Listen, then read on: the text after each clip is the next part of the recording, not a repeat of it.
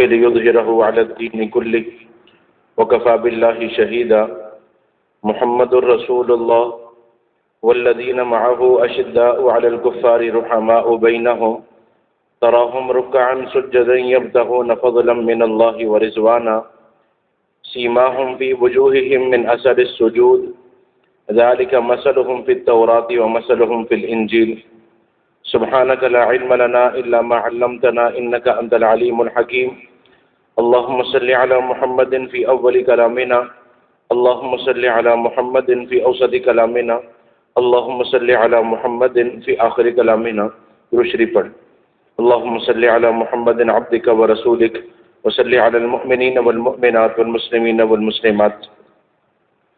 اسلامی سال کے اعتبار سے ماہ ذی الحجہ یہ سال کا آخری مہینہ ہے اور محرم الحرام اسلامی اعتبار سے اسلامی سال کا پہلا مہینہ ہے۔ آج ایک بہت بڑا مسئلہ ہے ہمارے ساتھ کہ اگر آپ دیہاتوں میں چلے جائیں تو انہیں پنجابی مہینے یاد ہیں، شہروں میں آ جائیں تو انگریزی مہینے یاد ہیں، عربی مناسبت ہماری نہیں رہی اور عربی مہینے بھی ہمارے سامنے نہیں ہیں۔ اور اگر یہ پوچھا جائے کہ ابھی سال کون سا ہے تو 2026 ہر ایک کے ذہن میں ہوگا، لیکن اسلامی اعتبار سے سال کیا ہے تو وہ تھوڑا سوچنا پڑے گا اور پھر جواب آئے گا۔ یعنی جو محرم الحرام شروع ہونے لگا ہے یہ اسلامی اعتبار سے کیا سن رکھتا ہے، یعنی سن 1400 کیا ہے، ابھی وہ ہمارے سامنے نہیں ہے۔ اگر یہ کہا جائے گا تو تھوڑا سا سوچنا پڑے گا کہ 47 ہے یا 48 ہے۔ اس کی وجہ کیا ہے کہ ہماری مناسبت نہیں ہے۔ اللہ کرے کہ ہمیں اس سے مناسبت ہو جائے، ہم اسلامی مہینوں کو اور اسلامی تاریخوں کو بھی سمجھیں۔ ماہ ذی الحجہ اپنے اندر بہت سارے اسلامی اور تاریخی واقعات رکھتا ہے اور بہت سارے احکامات کا تعلق ماہ ذی الحجہ سے ہے جو کہ پہلے گزر چکا ہے کہ حج کا عمل ہے، قربانی کا عمل ہے، تکبیرات تشریق ہے، نفلی عبادات ہیں، یہ سارے کا سارا ذی الحجہ سے تعلق رکھتا ہے۔ اور 10 تاریخ کو قربانی ہے حضرت اسماعیل علی نبینا علیہ الصلاۃ والسلام کی، جسے اللہ نے قبول فرمایا اور بعد کے لیے ہمیشہ کے لیے اللہ نے اس قربانی کو جاری فرمایا۔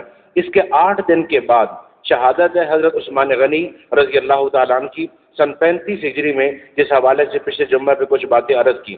اس کے 8 دن کے بعد سیدنا فاروق اعظم رضی اللہ تعالیٰ عنہ کو زخمی کیا گیا اور یکم محرم الحرام 24 ہجری ان کی شہادت ہوئی، اور اس کے 10 دن کے بعد واقعہ کربلا سیدنا امام حسین رضی اللہ تعالیٰ عنہ ان کی شہادت۔ اب یہ سارا تسلسل ہے اسلامی تاریخ کا، یعنی اسلامی تاریخ بھری پڑی ہے قربانیوں سے، شہادتوں سے، اور ایسا نہیں ہے کہ کسی ایک شہادت کا اسلامی تاریخ میں، یہ سارے کے سارے شہداء کا اسلامی تاریخ میں حصہ ہے۔ آپ دیکھیں نا، پہلا مارکہ جو کفر اور اسلام کے درمیان ہوا مدینہ ہجرت کے بعد، وہ کون سا ہے؟ بدر۔ کون سا واقعہ جی؟ بدر۔ اب یہ جو بدر کے شہداء ہیں، یہ جو 12 حضرات بدر میں شہید ہوئے، اگر یہ حضرات قربانی نہ دیتے اور یہ 313 صحابہ اکرام بدر کے میدان میں کفر کے مقابلے میں نہ ہوتے تو اسلام کی کیا تصویر ہمارے سامنے آتی؟ خود نبی پاک صلی اللہ علیہ وآلہ وسلم نے فرمایا، اے اللہ میں اپنی ساری جمع پونجی آج لے آیا ہوں، اگر یہ نہ رہے تو قیامت تک تیرا نام لینے والا کوئی نہیں ہوگا۔ تو قربانی ان حضرات کی بھی بڑی ہے جو بدر میں تھے، پھر احد میں تھے، پھر خندق میں تھے، یہ سارا تسلسل ہے، اور یہی وجہ ہے کہ حضرات صحابہ اکرام رضوان اللہ علیہم اجمعین اور اہل بیت کی قربانیاں کہ 50 سالوں میں 3 بر اعظم سے زیادہ اسلام کا پیغام پہنچ چکا تھا۔ خیر، تو یہ جو تسلسل ہے انشاءاللہ ان سب پہ تھوڑی تھوڑی بات ہوگی تاکہ ہمارا اپنے بڑوں سے تعلق رہے، ہم صحابہ کی شان بھی سمجھیں، اہل بیت کی شان بھی سمجھیں، وہ کون ہے، قربانیاں کیا ہے، زندگی کیا تھی، یہ ساری چیزیں ہمارے سامنے آنی چاہیے۔ نبی پاک صلی اللہ علیہ وآلہ وسلم نے جب آپ کی عمر مبارک 40 سال ہوئی تو آپ کو اللہ کی طرف سے پیغام ملا، جبرائیل امین آئے، وحی نازل ہوئی، آپ نے وحی کے بعد آ کر جب پیغام دیا تو سیدہ خدیجہ الکبریٰ رضی اللہ تعالی عنہ وہ سننے جیسے ہی سنا ایمان لے آئی کہ یہ جو اخلاق آپ کے ہیں آپ کا رب آپ کو ضائع نہیں کرے گا، اور سیدہ خدیجہ الکبریٰ رضی اللہ تعالی عنہ پہلی صحابیہ بھی بن گئی، پہلی ایمان والی بھی بن گئی، اور آپ اندازہ کریں کہ بیوی ہو اور پھر شان بھی مان لے، مقام بھی مان لے اور ایمان لے آئے۔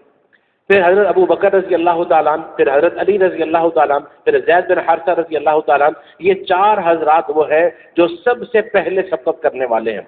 ان کے بعد جو نمبر ہے وہ عثمان غنی رضی اللہ تعالیٰ عنہ کا، پھر ابو حذیفہ رضی اللہ عنہ کا، پھر عبد الرحمن بن عوف رضی اللہ عنہ، پھر عبداللہ بن مسعود رضی اللہ تعالیٰ عنہ. پھر یہ سلسلہ چلنے لگ پڑا اور 3 سال تک آپ کی خفیہ پوشیدہ دعوت ہے. 3 سالوں میں کیا ہوتا تھا کہ آپ کسی کو ملتے تھے اور دعوت دیتے تھے اور خیال یہ ہوتا تھا کہ کسی کے سامنے اظہار نہ ہو، لیکن اس عرصے میں بھی عبداللہ بن مسعود رضی اللہ عنہ نے اظہار کر دیا، ابو ذر غفاری رضی اللہ عنہ انہوں نے اظہار کر دیا، پھر مکہ والوں کے مظالم. لیکن یہ تب بڑا جب 3 سال کے بعد اللہ نے اعلانیہ دعوت کا حکم دیا. آپ صفا پہاڑی پہ کھڑے ہوئے، واقعات آپ بارہا سنتے ہیں، آگے ربیع الاول میں بھی یہ واقعات آ جائیں گے.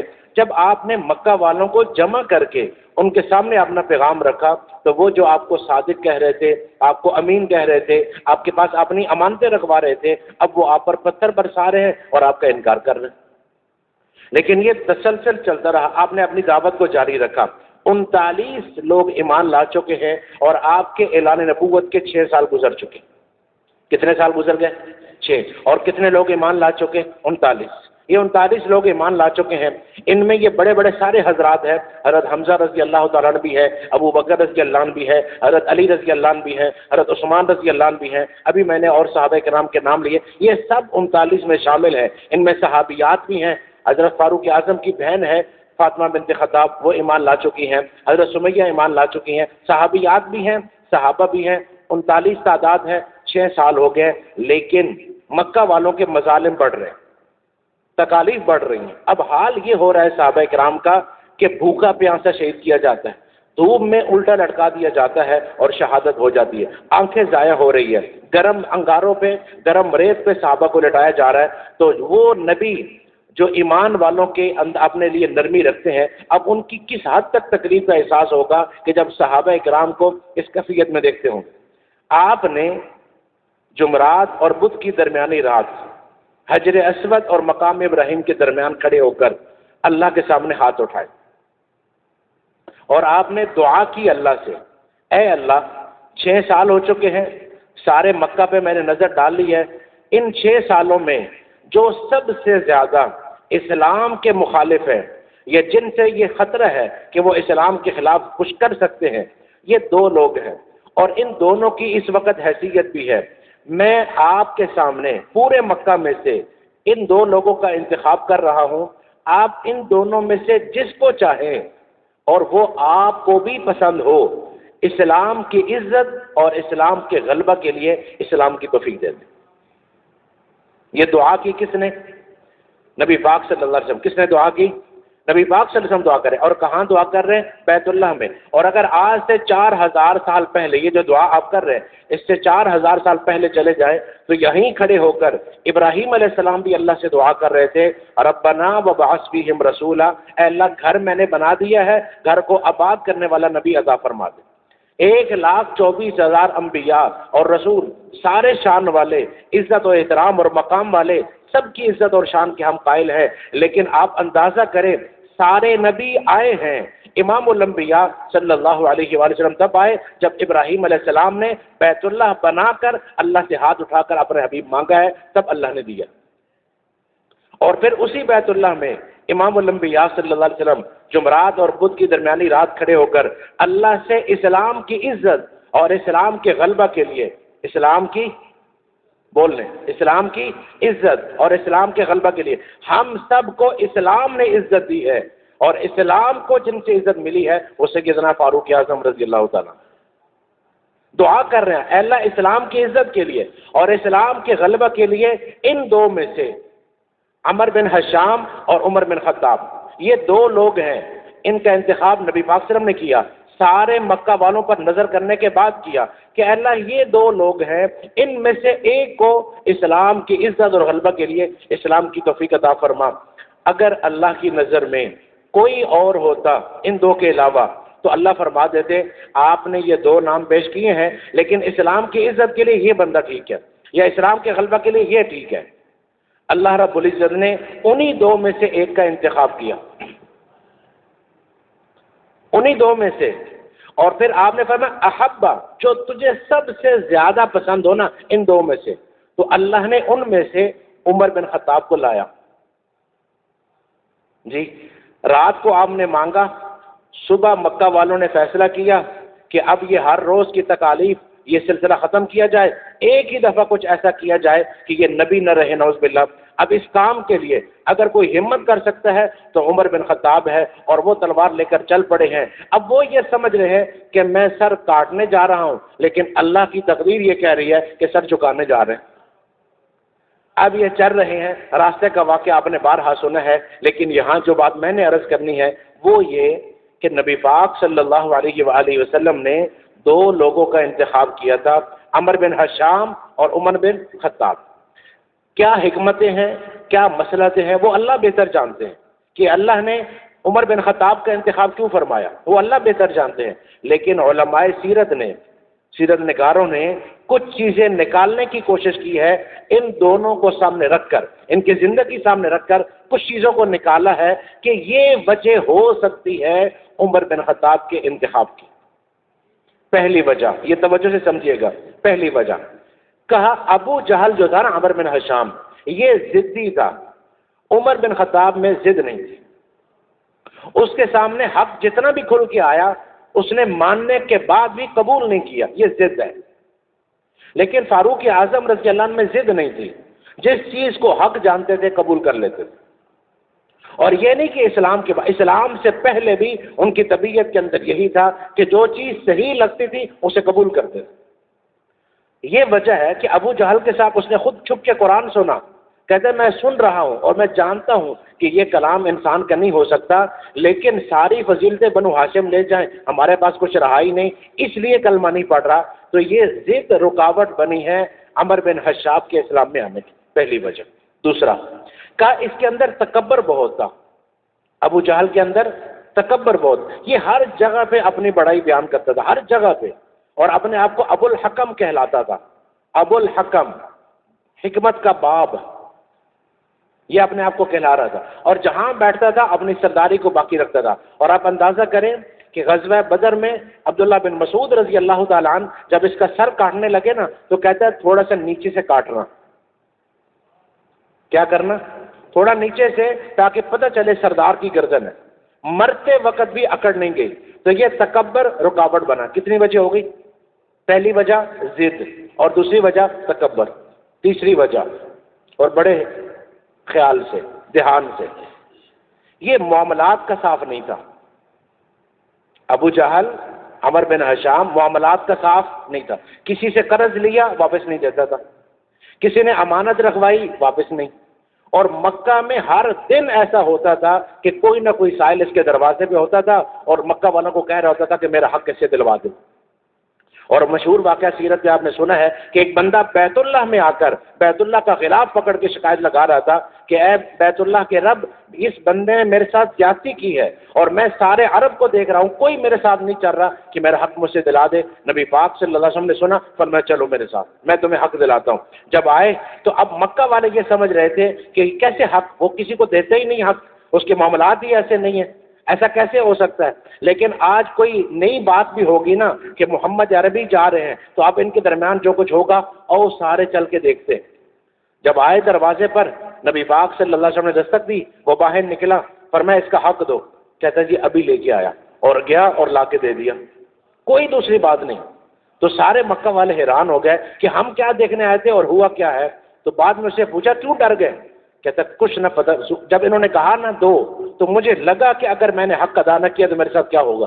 میں نے یہ معاملات اس کے صاف نہیں تھے، لین دین اس کا خراب تھا، لوگوں کی امانتیں کھانا، قرض دبا دینا، پیسہ لے کے واپس نہ کرنا. اور ایسا بھی کرتا تھا کہ جو لوگ مکہ میں آئے نا سامان بیچنے کے لیے، رات پڑ گئی تو کہتا ہے میرے پاس رکھوا دو، صبح لے لینا، ابھی تو رات ہو گئی، کوئی خریدار نہیں ہے، صبح لے لینا. صبح نہ یہ ملتا نہ سامان. یہ کون تھا؟ بول تو دیں. ابو جہل. اور اس کو اسلام قبول نہ کرنے کی یہ وجہ بھی تھی کہ اس کے معاملات صاف نہیں تھے. یہ لوگوں کا قرض کھا جاتا تھا، معاملات صاف نہیں رکھتے تھے. میرے نہیں، آج تو کوئی ایسا مسلمان نہیں نہ ہوگا ویسے شاید. اپنے آپ سے پوچھنا ہے. دیکھیں کسی کی بات نہیں ہے، ہم اپنے آپ سے پوچھیں کہ جسے ابو جہل سمجھ رہے، جہالت کا باپ اور کافر سمجھ رہے، اسلام کا سب سے بڑا دشمن سمجھ رہے، اس کی صفات ہمارے اندر کیوں آ رہی ہیں؟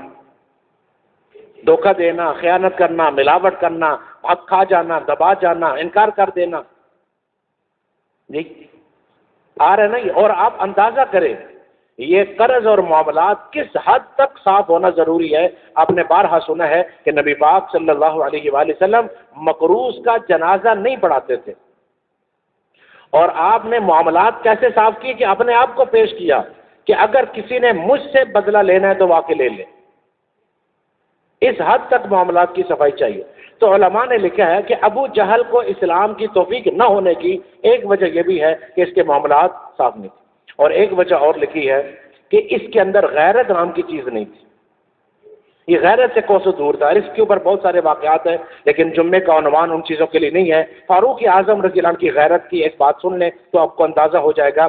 جب بہن کو مارا نا، اور بہن نے کہا عمر جس باپ کی تو اولاد ہے نا، میں بھی اس باپ کی اولاد ہوں، اور جس ماں کا دودھ تو نہیں پیا میں نے بھی پیا، اگر تو کفر پہ پکا ہے نا پھر میں اسلام میں پکی ہوں کر۔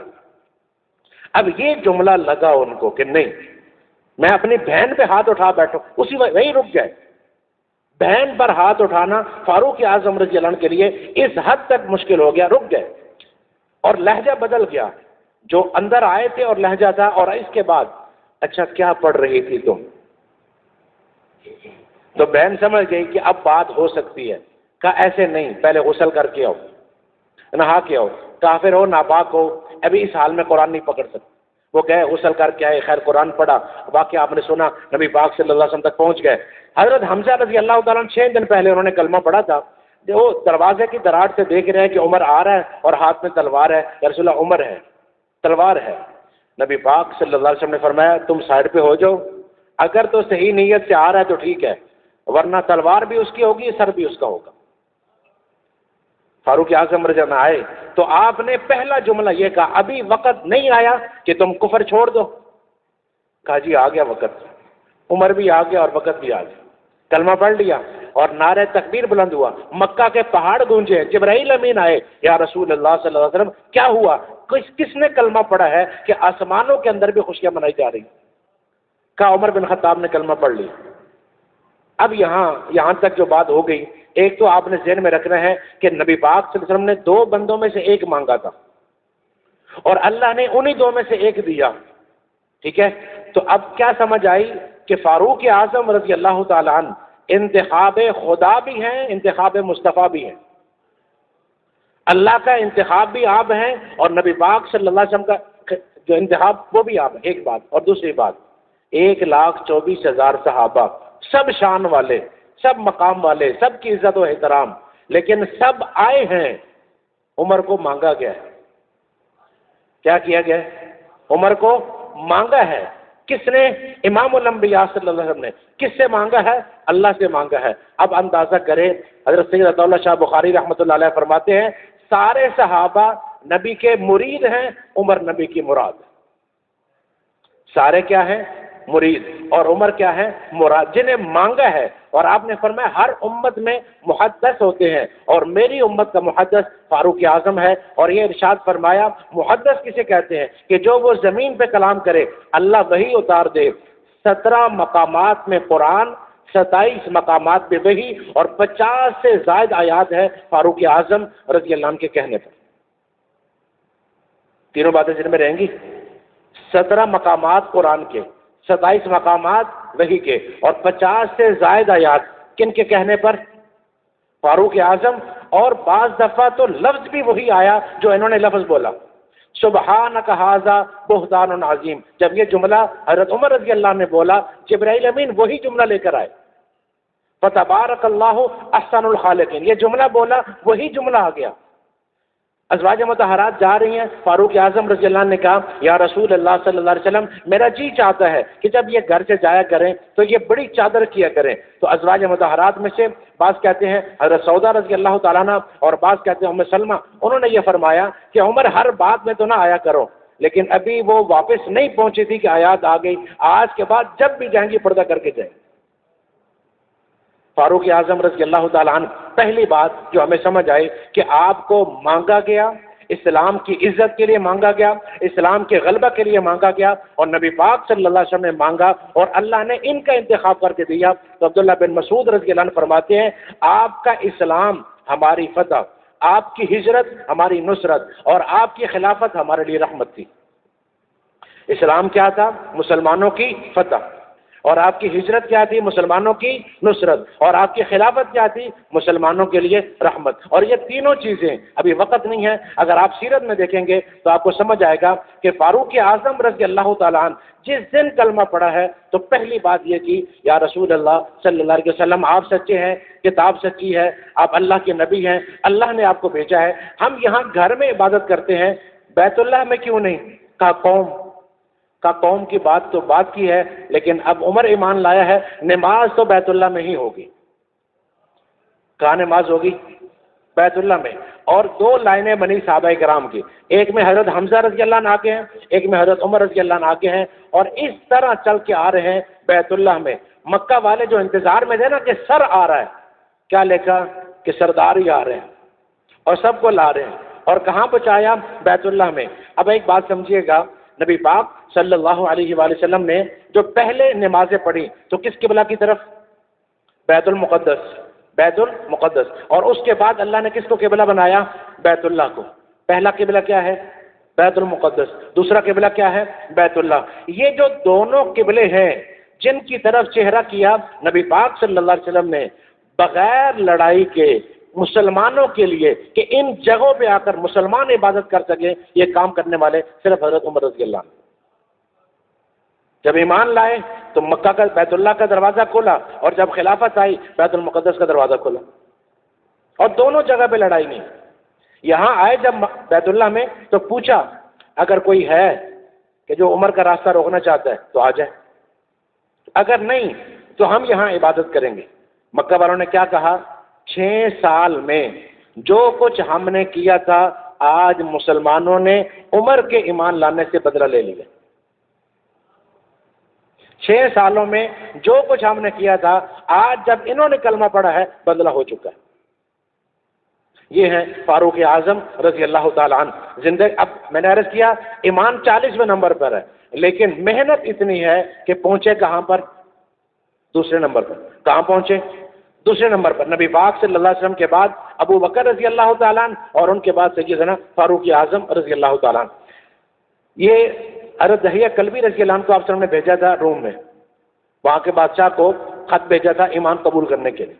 تو جب ایمان قبول کیا، بخاری شریف کے اندر پورا واقعہ کتاب الوحی کے اندر علامہ ابن حجر اسقلانی رحمۃ اللہ علیہ نے بخاری شریف کی شرح عمدۃ القاری میں نقل فرمایا کہ جب رات ہوئی نا تو اس نے کہا دحیہ کلبی رضی اللہ عنہ سے کہ ذرا میرے ساتھ آؤ۔ ایک کمرے میں لے کے گیا، کہا کہ میں کلمہ تو نہیں پڑھ سکا چونکہ میرے لوگ میرے خلاف ہیں اور سرداری میری چلی جانی ہے، میں بادشاہ ہوں یہاں کا، لیکن میں تمہیں کچھ چیزیں دکھاتا ہوں، ذرا بتاؤ کہ یہ کون ہے۔ تو اس نے ایک دروازہ کھولا، پوچھا یہ کون ہے؟ تو صحابی غور سے دیکھتے رہے، کہا میں نہیں پہچانتا، بال ہے، بڑی جسامت ہے، بڑا چہرہ ہے، کہا نہیں جانتا، کہا یہ آدم علیہ السلام ہے۔ پھر اس کے بعد نوح علیہ السلام، ابراہیم علیہ السلام، بہت سارے انبیاء کی جو شکلیں پتھروں پر نقش کر کے رکھی تھی وہ دکھائے۔ پھر اس نے ایک بڑا سا لایا ریشم کا اور اس کو ہٹا کے جب دکھایا، کہا یہ کون ہے؟ کہا یہ تو ہمارے نبی ہیں حضرت محمد صلی اللہ علیہ وسلم۔ کہا پکی بات ہے؟ نے کہا بالکل۔ کہا اچھا یہ دیکھو یہ کون ہے؟ کہا یہ ابو بکر ہے۔ اچھا یہ دیکھو یہ ساتھ کون ہے؟ کہا یہ عمر ہے۔ اب انہوں نے کہا میں نے اس سے پوچھا کہ نہ تم کبھی عرب میں آئے نہ وہ کبھی یہاں آئے، یہ کیسے؟ کہا مجھے نہیں پتا، لیکن میں نے تورات کو کھولا اور جو کچھ جیسا لکھا ہوا تھا ویسے میں شکلیں بناتا رہا، یہ ساری آپ کے سامنے۔ ذالک مثلہم فی التوراۃ ومثلہم فی الانجیل، ان کی شخصیات کی شان اللہ نے تورات کے اندر بھی بیان کیا اور انجیل کے اندر بھی۔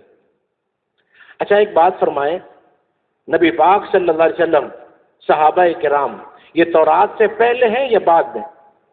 بعد میں۔ تورات پہلے آ چکی ہے، زبور انجیل پہلے آ چکی ہے، نبی پاک صلی اللہ علیہ وسلم بعد میں تشریف لائے، اعلان نبوت فرمایا، اب ان حضرات نے کلمہ پڑھا جی۔ لیکن آپ اندازہ کریں ان حضرات کی شان کا، کلمہ نہیں پڑھا، ابھی پیدا نہیں ہوئے، ابھی آپ کا اعلان نبوت نہیں ہوا، ابھی قرآن پاک نازل ہونا شروع نہیں ہوا، ان کی شان اللہ نے پہلے سے تورات اور انجیل کے اندر بیان کر دی۔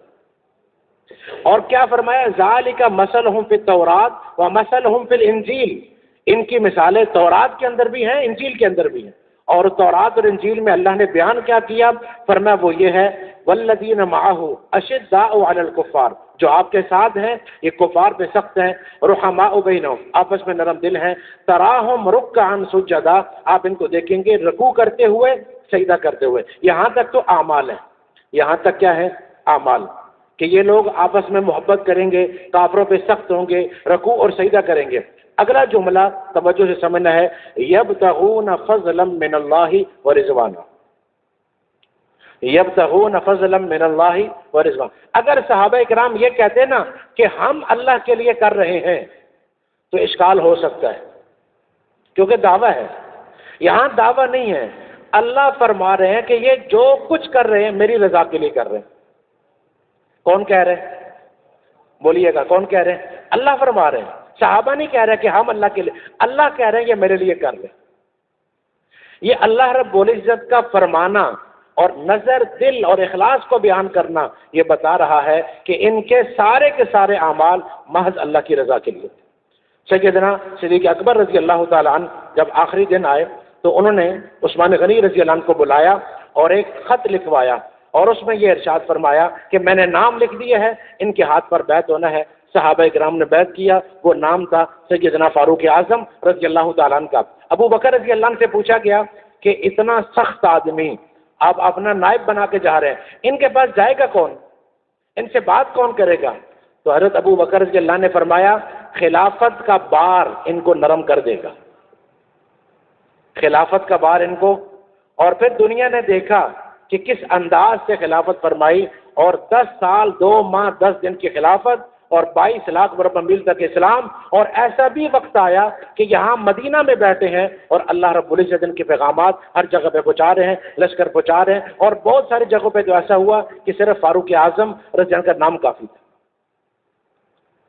اور دوسرا جو ابو بکر رضی اللہ عنہ نے فرمایا، کہا میں جا رہا ہوں 2 کام کر کے، اللہ مجھ سے پوچھیں گے ابو بکر کیا چھوڑ کے آئے ہو، تو میں بتاؤں گا عمر جیسا خلیفہ چھوڑ کے آیا ہوں۔ اللہ پوچھیں گے کیا لے کے آئے ہو، تو بتاؤں گا تیری اور تیرے نبی کی محبت لے کے آیا ہوں۔ یہ 2 تیاریاں کر کے میں جا رہا ہوں۔ فاروق اعظم رضی اللہ تعالیٰ عنہ 13 ہجری میں جب حضرت ابو بکر کا جانا ہوا، اس کے بعد خلیفہ بنے، اور 1 محرم الحرام 24 ہجری کو آپ کی شہادت۔ اچھا، اب یہاں 1-2 چھوٹی چھوٹی باتیں سمجھیں گے۔ پہلی بات تو یہ کہا جاتا ہے جی وہ ذی الحجہ کا مہینہ تھا، تو یہ جان بوجھ کے رجب میں محرم میں لایا گیا۔ مہینہ کیا تھا؟ ذی الحجہ کا، اور لایا گیا محرم۔ کیوں لایا گیا؟ کیونکہ 10 دن کے بعد شہادت ہے حضرت حسین رضی اللہ تعالیٰ عنہ کی، تو اس شہادت کے درجے کو کم کرنے کے لیے 1 محرم الحرام حضرت فاروق اعظم رضی اللہ عنہ کی شہادت کو بیان کیا گیا، اور حوالہ دیا گیا البدایہ والنہایہ کا۔ علامہ ابن کثیر رحمۃ اللہ علیہ نے 3 قول نقل کیے۔ کتنے؟ 3۔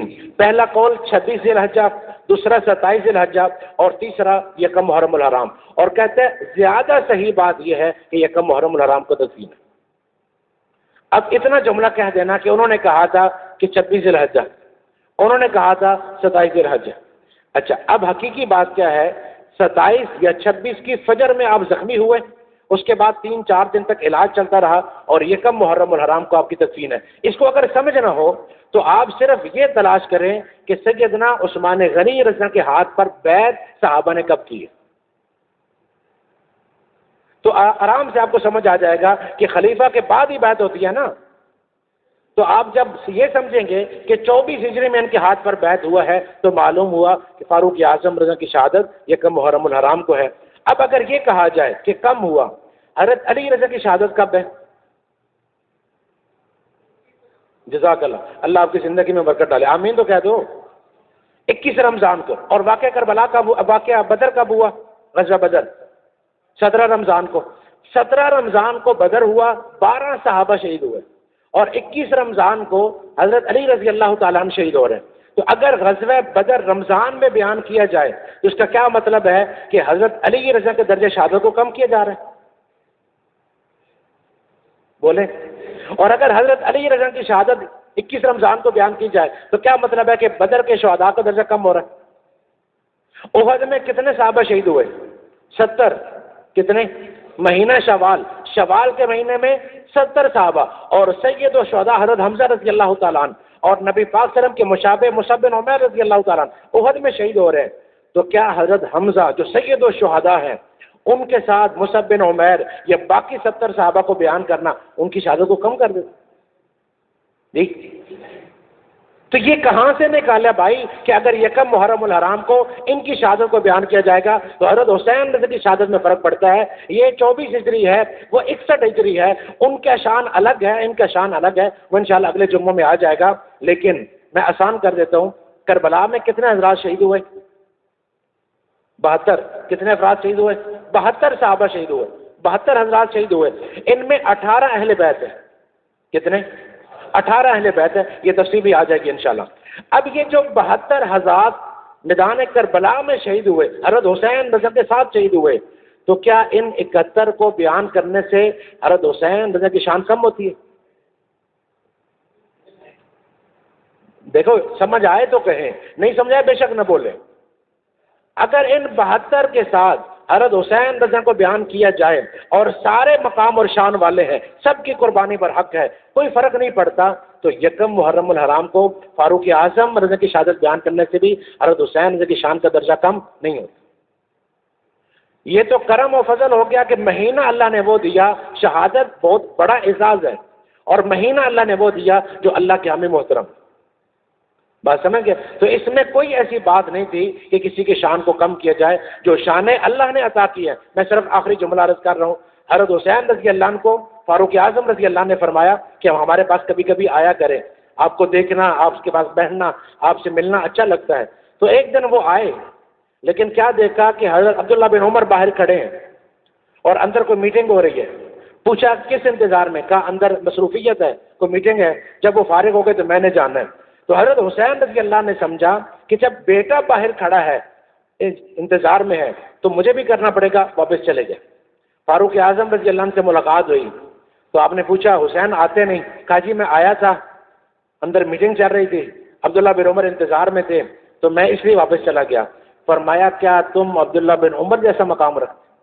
تمہیں اجازت لینے کی ضرورت ہے، ہمیں جو کچھ ملا ہے یہ تمہارے گھرانے کا صدقہ ہے، تم آؤ جب چاہو آ سکتے۔ ان حضرات نے جو ان حضرات کی شان بیان کی ہے، عجیب بات یہ ہے نا کہ ہمیں یہ الگ الگ کر کے دکھایا گیا کہ صحابہ الگ تھے، اہل بیت الگ تھے۔ میں آپ سے گزارش کرتا ہوں کہ آپ صحابہ سے پوچھیں کہ اہل بیت کی شان کیا تھی، اور کبھی اہل بیت سے پوچھیں کہ صحابہ کی شان کیا تھی۔ یہ کوئی مشکل ہے؟ ان دونوں سے پوچھ لینا۔ آپ صرف وہ والی شان تلاش کریں جو صحابہ نے اہل بیت کی بیان کی ہے، اور جو اہل بیت نے صحابہ کی بیان کی ہے۔